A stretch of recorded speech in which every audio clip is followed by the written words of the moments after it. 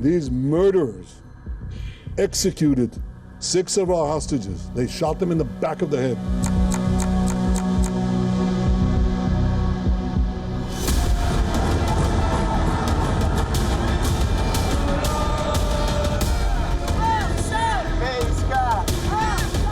I'm outside the funeral of Almog Sarusi. He was 27 years old and murdered by Hamas in a tunnel in Rafah.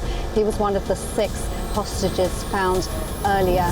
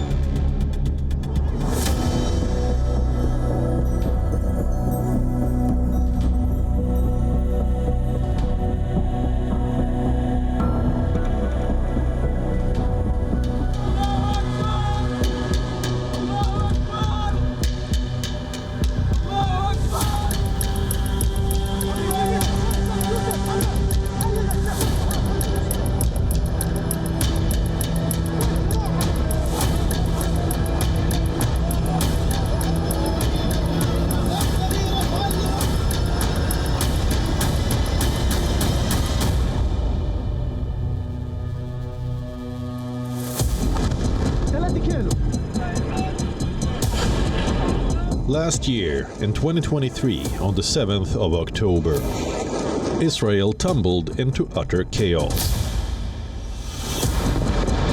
Gunmen barged into its territory from all directions, air, sea, and land. They shot at civilians, took hostages, and forced families to barricade themselves indoors.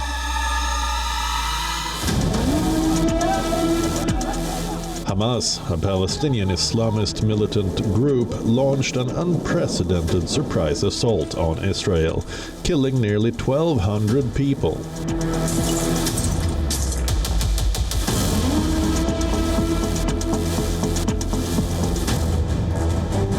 The very next day, on the 8th of October, Israel officially declared war against Hamas. The Palestinian enclave of Gaza has been pounded mercilessly since. It's been 11 months of brutal war in Gaza.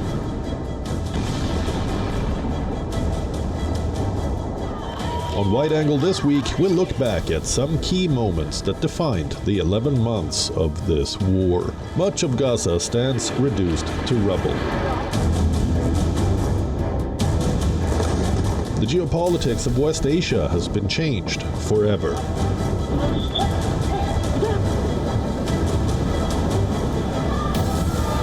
Let's begin with the latest protests that broke out in Israel.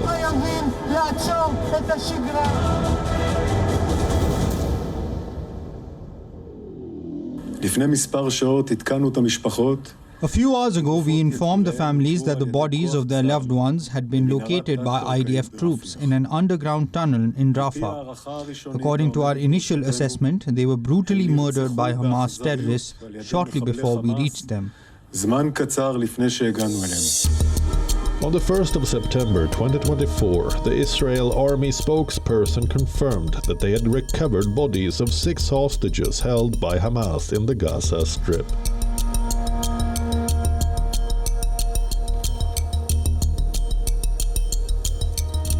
He said the bodies were located in an underground tunnel in the Rafah area of southern Gaza. On the other hand, a senior Hamas official insisted Israel was responsible for their deaths, as it refused to sign a ceasefire deal. Israeli Prime Minister Benjamin Netanyahu said Israel would not rest until those responsible for hostage killing are brought to justice. So, who are these 6 Israeli hostages whose bodies have been recovered in Gaza? Why are protesters flooding the streets of cities in Israel and across the world? What are they demanding? And where does a ceasefire deal stand? Could it have paved the way for a hostage release?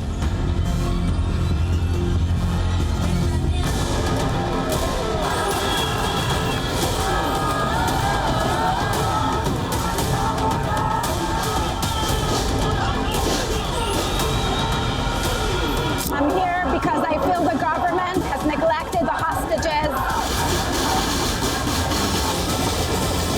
It's a very, very symbolic and big move on behalf of a lot of people in this country. It's horrible, but they are suffering over there, and we need to do everything we can to help them.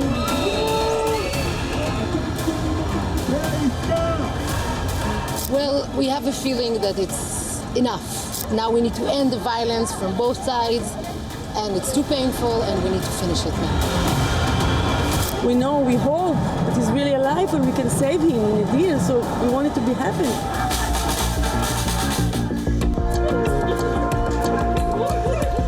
The bodies of 6 hostages held by Hamas have been recovered in an underground tunnel in Gaza.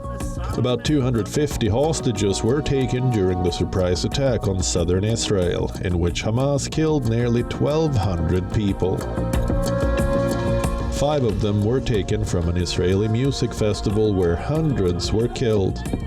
The 6th was captured from a nearby farming community, according to the hostages' families forum. Dozens more were kidnapped by Hamas. Here's what we know about the hostages.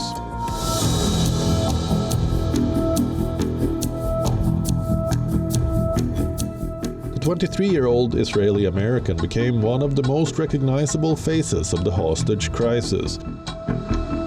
He was taken at gunpoint by Hamas militants from the Nova Music Festival. Goldberg Poland's parents, John Poland and Rachel Goldberg Poland, have been among the most vocal of the kin of hostages. In August, his parents spoke at the Democratic Party convention as crowds chanted, "Bring them home."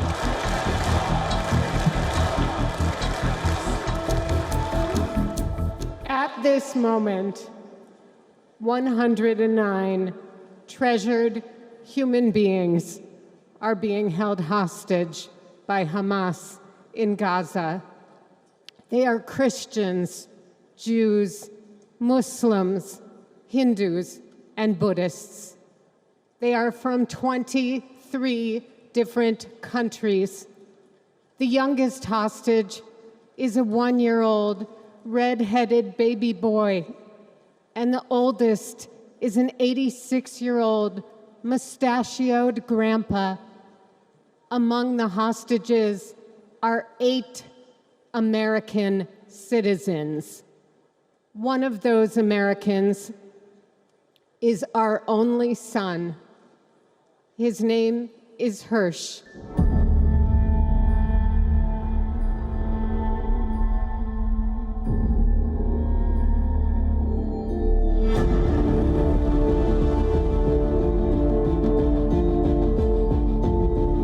"32-year-old Alexander Lobanov, father of 2 from the coastal city of Ashkelon in southern Israel, was also kidnapped from the Nova Music Festival, where he was working as a bar manager.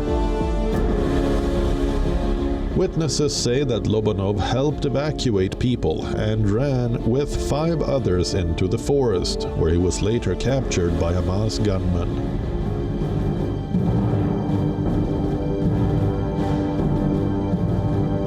The 27-year-old was at the Nova Music Festival with his girlfriend when the attack happened. Sarusi and his partner tried to escape by car with friends, but his girlfriend was shot and severely injured. She died later. Sarusi was captured and taken to Gaza.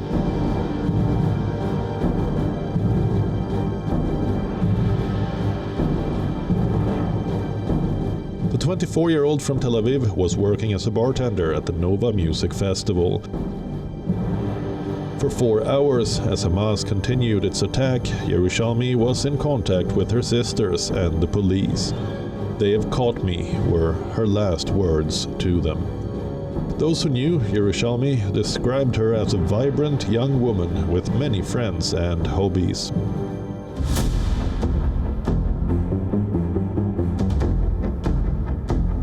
40-year-old Gat had been staying with her parents in Kibbutz Be'eri on the 7th of October, one of the communities hardest hit by the attack.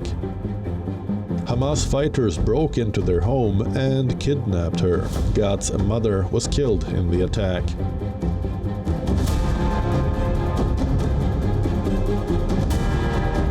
Danilo was at the Nova Festival on the 7th of October. He was kidnapped from the festival while driving back to help others escape.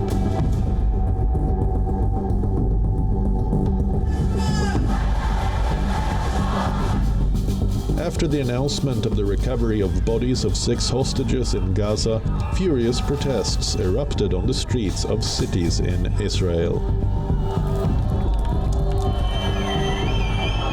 In Tel Aviv, families of the hostages and a crowd of supporters carried 6 prop coffins in a march throughout. They protested outside the Israeli military headquarters and clashed with police.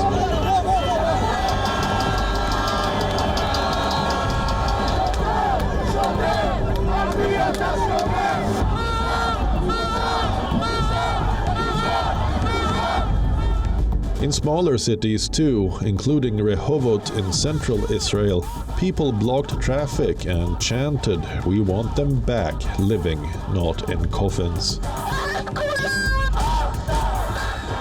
Demonstrators are demanding that the government accept a deal for release of hostages held in Gaza.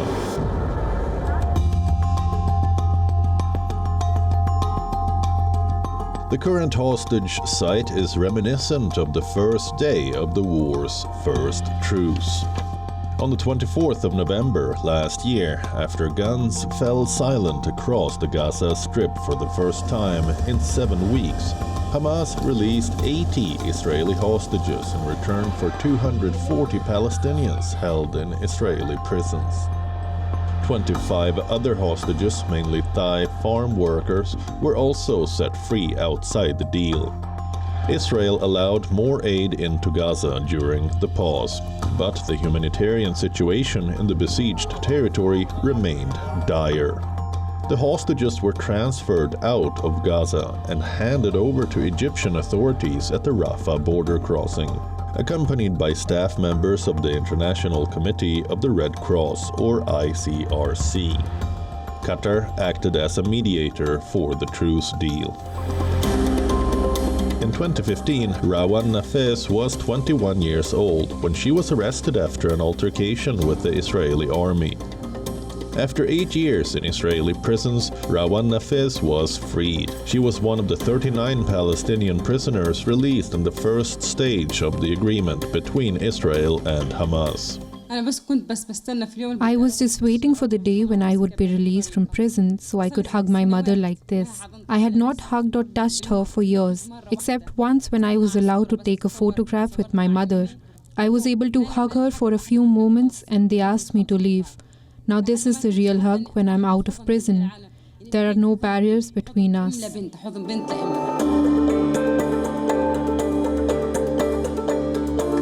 On the other side, rescued Israeli hostage Noah Argamani opened up about the horrors of Hamas captivity. Argamani's story came out into the open after footage of her abduction went viral.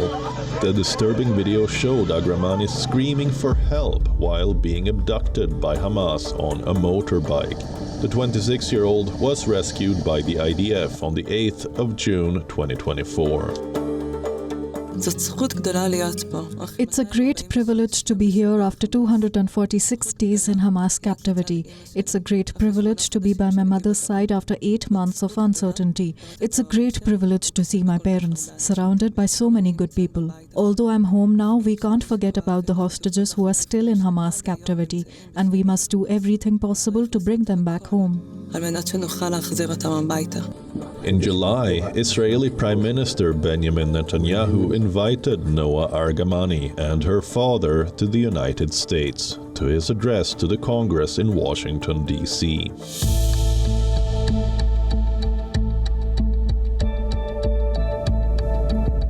On the 13th of October last year, Israel called on civilians in northern Gaza to move south within 24 hours, declaring the north, which includes Gaza City, a war zone.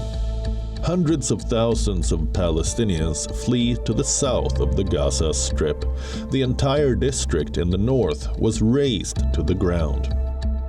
The order for 1.1 million civilians in the Gaza Strip to relocate from the north to the south created an atmosphere of confusion and fear in the besieged enclave. After days of airstrikes, the Israeli Defense Forces have ordered the Palestinians in Gaza City and its surroundings to move to the south of the territory, moving more than 1 million people across a densely populated war zone to a place with no food, water, or accommodation, when the entire territory is under siege, is extremely dangerous and in some cases simply not possible.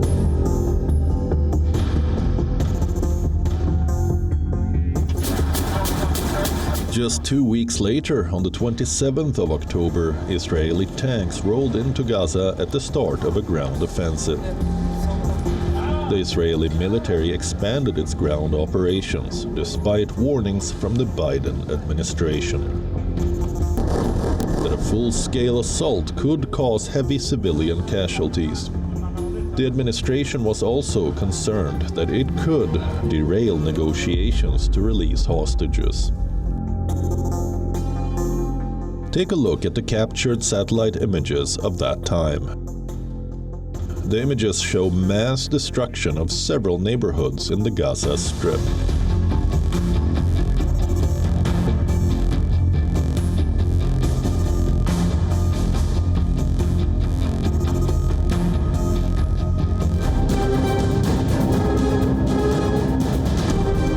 On the 15th of November 2023, Israeli troops raided Al-Shifa Hospital, Gaza's biggest medical facility, where Israel claims Hamas has a command center. Al-Shifa Hospital houses hundreds of patients and thousands of displaced people. Intense fighting in the area meant the hospital had been sealed off that month. Patients, including premature babies, died when the hospital lost electricity. More than 30 premature babies evacuated from Gaza City's Al-Shifa Hospital received care in the Al-Hilal Emirati Maternity Hospital in Rafah in the southern Gaza Strip before their transfer to Egypt. These babies have suffered greatly during their stay at Al-Shifa Hospital due to the suspension of all health services in the complex. We found that even the water used for their formula was contaminated and that they were not properly sterilized due to the severe lack of resources.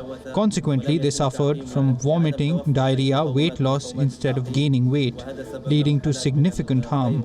Some experienced blood poisoning and severe infections.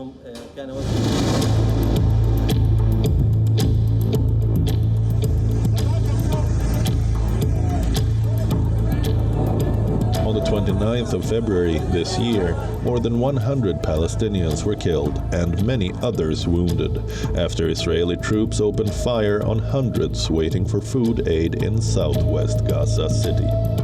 Gaza's health ministry called it a massacre. From early March, several countries, including the United States, airdropped aid into Gaza as the United Nations warned of imminent famine. First aid ship from Cyprus arrived on March 15.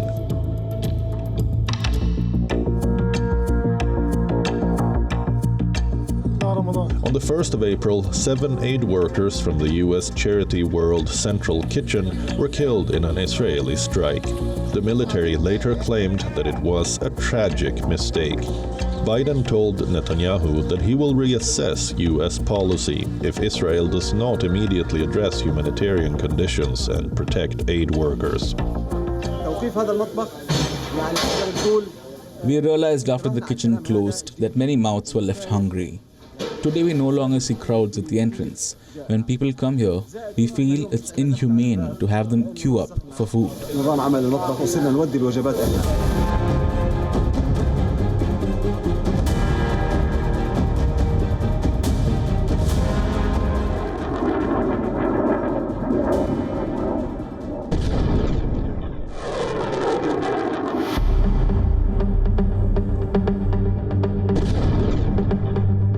On the 13th of April this year, bright flashing objects were seen in the sky over Jordan's capital city, Amman.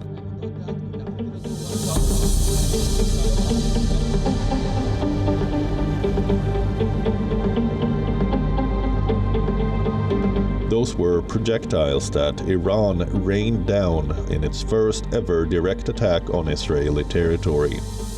A swarm of drones and missiles was in retaliation for an alleged Israeli strike that reportedly flattened the Iranian consulate in Damascus and killed 7 Islamic Revolutionary Guard officers, including 2 senior commanders. Later, on April 19th, strikes targeted central Iran, but Iran played it down and didn't blame Israel. Israel, on the other side, didn't claim responsibility either.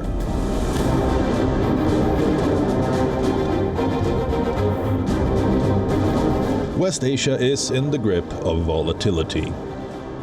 What started as a direct military confrontation between Israel and Hamas has snowballed into a regional security crisis. Soon after the war broke out, Hezbollah, the Lebanese Shia group that's backed by Iran, fired rockets at Israeli forces in the Shiba farms, an Israeli-controlled territory that Lebanon claims as its own, in solidarity with the Palestinians. Since then, Hezbollah and Israel have exchanged frequent fire. Tensions escalated in Iran as well. On the 31st of July, Hamas political leader Ismail Haniyeh was killed in an apparent strike by Israel in Tehran.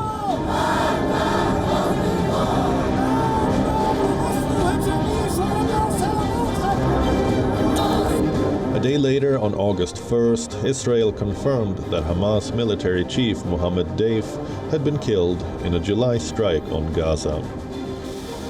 In July 2024, powerful airstrikes rocked the Red Sea port city of Hodeidah in Yemen. A day later, Israeli officials vowed revenge for a drone that struck Tel Aviv. Yemen's Iran-backed Houthi rebels have carried out 90 attacks on shipping in the Gulf since November in solidarity with Gaza.